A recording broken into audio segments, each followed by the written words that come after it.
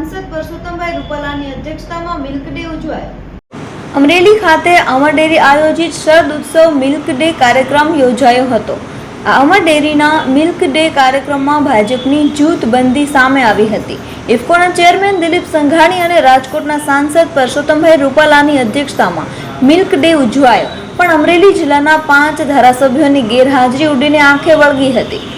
સાથે સાથે અમરેલી લોકસભાના સાંસદ ભરત સુતરિયા ગેરહાજર જોવા મળ્યા હતા, જ્યારે જિલ્લા ભાજપના પ્રમુખ સહિતના અમરેલી, લાઠી, સાવરકુંડલા, ધારી અને રાજુલાના ધારાસભ્યો ગેરહાજર હતા। જ્યારે સંઘાણીના સારથી બનેલા પૂર્વ સાંસદ નારણ કાછડિયા, પૂર્વ ધારાસભ્ય કાળુ વિરાણી વિશેષ ઉપસ્થિત રહ્યા હતા। ત્યારે અમરેલી જિલ્લામાં ભાજપના જૂથબંધી હોવાની સ્પષ્ટ પ્રતીતિ શરદ ઉત્સવ મિલ્ક ડે કાર્યક્રમમાં જોવા મળી હતી।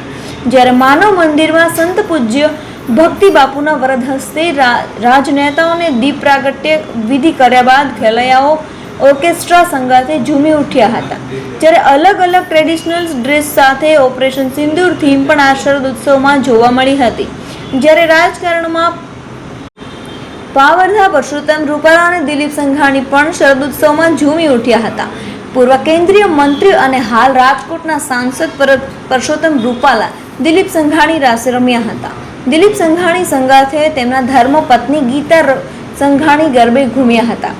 રાજનેતાઓ ખેલૈયાઓ સાથે અલગ હરોળમાં રૂપાલા સંઘાણી સાથે પૂર્વ સાંસદ નારણ કાછડિયા, પૂર્વ ધારાસભ્ય કાળુ વિરાણી પણ ગરબે ઘૂમ્યા હતા। ગરબાના તાલે રાજનેતાઓ ખેલૈયાઓ સંગાથે રાસ રમ્યા બાદ રૂપાલાએ વિદાય લીધી હતી, જ્યારે સંગાથે દિલીપ સંઘાણીએ ડાક ડમરું વગાડ્યું હતું અને અમે ગુજરાતી લહેરી લાલા મોદીજી ગુજરાતી પર દિલીપ સંઘાણી નાચ્યા હતા।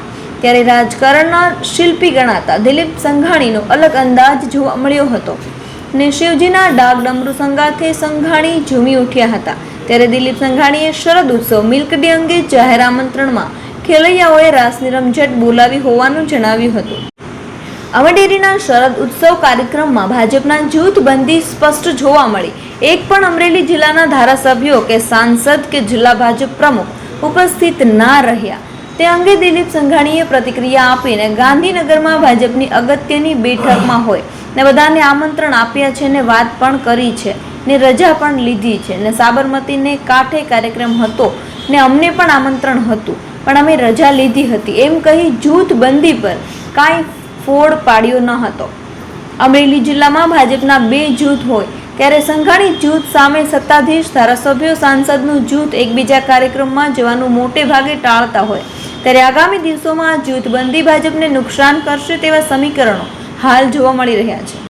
અમરેલી જિલ્લા દૂધ ઉત્પાદક સંઘ એટલે કે અમર ડેરી, અમરેલીની માટીની મહેક જેમાં આવે છે એના ઉપરથી અમર ડેરી નામ રાખ્યું છે। એનું નેતૃત્વ અશ્વિનભાઈ સાવલિયા કરી રહ્યા છે। રૂપાલા સાહેબ અને હું એના ડિરેક્ટરશીપ બોર્ડમાં, અમારું નેતૃત્વ જ્યારે અશ્વિનભાઈ કરી રહેતા હોય ત્યારે શરદ પૂનમ એ મિલ્ક ડે તરીકે ઉજવવાનો જે નિર્ણય કર્યો છે, એટલે અમે દર પૂનમે, શરદ પૂનમે જિલ્લાભરમાંથી કોઈ કાર્ડ લખ્યા વિના જાહેર આમંત્રણ આપીએ છીએ અને હજારોની સંખ્યામાં ભાઈ બહેનો અહીંયા ખેલૈયાના રૂપમાં આવે છે। લગભગ સવારે 4 વાગ્યા સુધી ખૂબ ખુશાલી સાથે સૌ ખેલ ખેલે છે, રમે છે, ઉત્સવ મનાવે છે। 12 વાગ્યા પછી દૂધ પૌવા, ભજીયા, ગાંઠિયા વગેરે અમે એનું કાઉન્ટર ખુલ્લું મૂકીએ છીએ। જે ખેલૈયાઓ, જે પ્રેક્ષકો આવીને એનો નાસ્તો કરવો હોય, દૂધ પૌવાથી મોજ કરવી હોય એ મોજ કરે, ફરી વખત મેદાનમાં રમવા માટે આવે।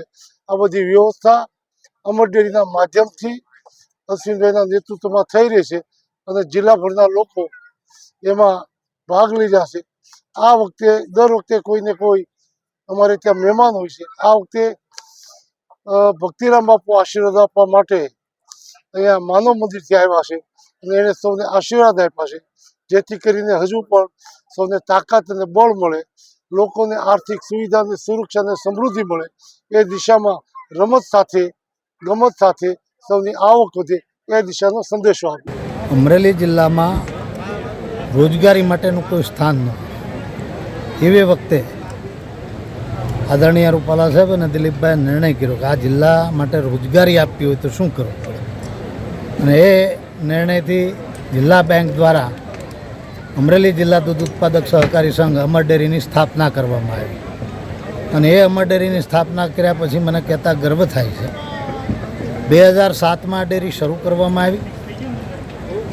માત્ર 26 મંડળી અને 1250 લીટર દૂધથી શરૂ કરી હતી. આજે 410 મંડળીમાંથી દૂધ પર ડે 2 લાખ લીટર દૂધ આવે છે. પર ડે 1.25 કરોડ રૂપિયા જેવું ચૂકવણું કરવામાં આવે છે. એટલે મહિને લગભગ 32 થી 35 કરોડ રૂપિયાનું ચૂકવણું કરવામાં આવે છે. વર્ષ દરમિયાન તમે જુઓ તો 450 કરોડ રૂપિયાનું અમે ચૂકવણું કરીએ છીએ પશુપાલક. બીજી વાત એ છે કે આ શરદોત્સવ મિલ્ક ડે અમારો શરદ પૂનમના દિવસે મિલ્ક ડે ફિક્સ હોય છે. એ દિવસે આ બંને મહાનુભાવો આદરણીય રૂપાલા સાહેબ અને દિલીપભાઈ બંને હાજર રહેશે. એ સિવાય રાષ્ટ્રીય કોઈ નેતાઓ હોય તો એ પણ આવે છે.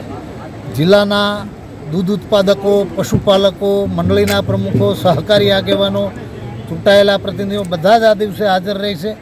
અહીંયા જે વર્ષ દરમિયાન ડેરી દ્વારા કામ કરવામાં આવે છે અથવા નવી નવી કઈ યોજનાઓથી પશુપાલન સારી રીતે થાય, દૂધ ઉત્પાદન કેવી રીતે વધે અને લોકોને આજીવિકા સારી રીતે કેવી રીતે મળી શકે, અને માનનીય રાજ્યપાલશ્રી અને આપણા વડાપ્રધાન શ્રી નરેન્દ્રભાઈ મોદી સાહેબ જે પ્રાકૃતિક ખેતી ઉપર બળ દઈ રહ્યા છે, ત્યારે હની દ્વારા મધુમક્ખી પાલન અને ગાય આધારિત ખેતી એ પ્રોજેક્ટ પણ અહીંયા શરૂ કરવામાં આવ્યો છે. આ બધાથી માર્ગદર્શિત કરી અને ખેડૂતો, પશુપાલકો વધુમાં વધુ રોજગારી મળે એના માટેની આ વ્યવસ્થાનું આયોજન કરવામાં આવે